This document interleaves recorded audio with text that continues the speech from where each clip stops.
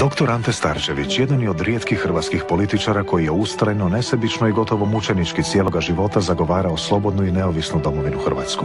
U najtežim okolnostima austro-mađarske hegemonije stajao je uspravan i nepokolebljiv, pa ga je narod još za života proglasio ocem domovina. Starčević se rodio 23. svibnja 1823. u ličkom selu Žitniku pokraj Gospića. Nakon sloma ilirskih iluzija sredinom 19. stoljeća svojim je zagovaranjem samostalne Hrvatske, neovisno o Beču, Pešti i Beogradu, izrastao u tribunsku ličnost, kroz koju je, kako je ocijenjeno, provalila stoljetna mržnja naroda prema tuđinskom gospodstvu. U njegovo je doba osnovno pitanje bilo kako oblikovati modernu hrvatsku državotvornu misao na liberalno-demokratskim temeljima. Starčević je tu povijesnu zadaću obavio zajedno sa svojim istomišljenikom Eugenom Kvaternikom, odlučno zatraživši da se Hrvatska osamostali na temelju svojih povijesnih prava.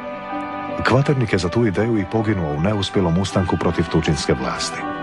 Na čelu svoje Hrvatske stranke prava, koja je okupila borbeno građanstvo, Starčević je strahovao da bi Beograd mogao preuzeti hegemonističku ulogu Beča i Pešte. Zato se stalno suprotstavljao jugoslavenskoj ideji i svakoj politici koja bi odstupala od principa neovisne Hrvatske države. Živio je povučeno i asketski, pod stalnim udarima političkih protivnika. Martirijski je podnosio bezobzirne progone režima, pa je tako i osobnim držanjem djelovao na hrvatski narod jednako snažno kao i političkim idejama. No već za njegova života pravaška stranka raspala se na više frakcije.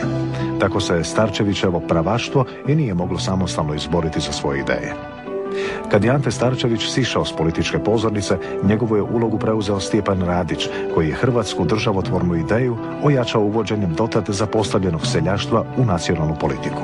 Pokopan je u Šestinama iznad Zagreba i mrtav je bio stalni izazov hrvatskoj politici. Mnogi su hodočastili na njegov grob i uzdizali ga kao velikana. Drugi su ga, pogotovo u razdoblju između 1945. i 1990. prešućivali i negirali, jer njegova državotvorna koncepcija nije odgovarala njihovim političkim pogledima.